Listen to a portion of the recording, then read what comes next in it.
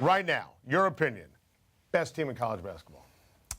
Well, I didn't think this was going to happen because I understand how hard it is to go back-to-back and to sustain that level of play. But I have to give it up to Villanova. Like, they've surprised me this year of just how focused they've been. So a lot of credit to Jay Wright. But, I mean, they have one of the best players, I feel, in the country as well. How tough is that to repeat? It's very tough. People think that, you're going to have this hangover after winning or people are going to come back focused. But the problem is you get everyone's best shot night in and night out. There's no days off. And it's not like they're playing in an easy league as well. So, who do you think is the best player this year in college basketball? Started off, and I would have to say Hart from Villanova. He started off really hot, but I want to just keep in mind, lately, Frank Mason from Kansas has been unbelievable. He has been lighting it up. And so even though I felt early on Josh Hart had the numbers, he was there. He still has pretty good numbers, averaging 18 and 6, rebounds, few assists. But I just think of late, Frank Mason may have clipped him a little bit. And Mason's so fun to watch, and he's experienced, and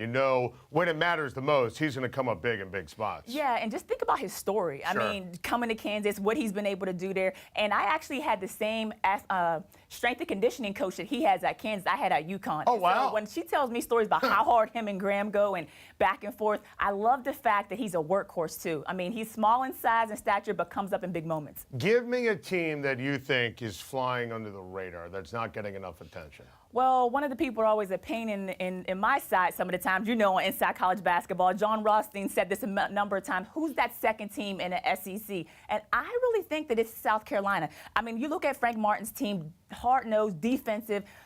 They get after you, but I think they're starting to solidify themselves. They beat Florida, it was number 19, and now coming up Saturday, they have Kentucky, so it'll be interesting. Yeah, it is going to be interesting, and yes, Rothstein can be a pain in the derriere. No, he digs. We love him, but let's be honest. All right, let's talk some women's basketball, and I'm obsessed with UConn. I am. I think it is the single greatest dynasty in the history of sports, seriously.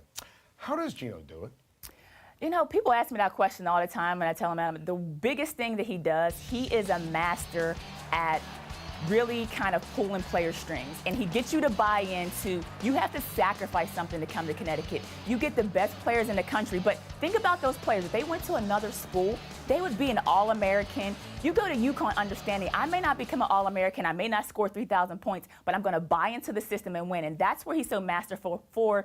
And also, he's a great staff. I don't think enough credit goes to his staff. Chris Daly has been there with him the whole entire ride. Do you agree with my take? And obviously, you lived it. Best dynasty in sports? Absolutely. I think you look at their body of work and what they've been able to do. They're unbelievable. And I hate when I have to answer the question, well, it's not men's basketball. See, that's the problem because a lot of people, and I know you two feel this way too, a lot of people are always thinking you have to be compared to men's basketball. We don't talk about that with the Yankees. We don't talk about that with North Carolina women's soccer. We just look at basketball and we always pit men against women. At the end of the day, if you're dominant, you're dominant. And that's what they've been.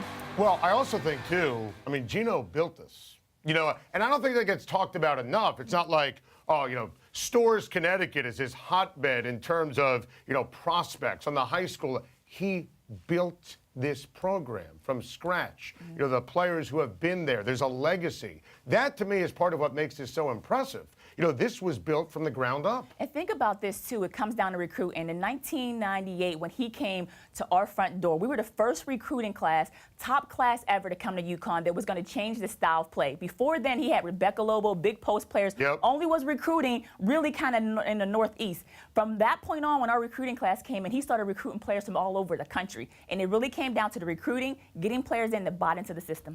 Drives me crazy when I hear people say UConn women's basketball bad for college sports. I mean, the eye roll is amazing right there.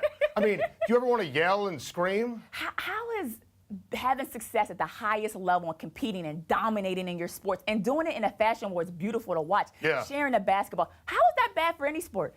How is that bad? When you look at baseball, I use it a lot because Coach Orama used to say, when the Yankees won all these championships, we're the Yankees, of women's college basketball. People are not going to like us, but we're still going to dominate. And I remember that from college so emphatically because for me, it's really about how do you dominate year after year, and they continue to do it.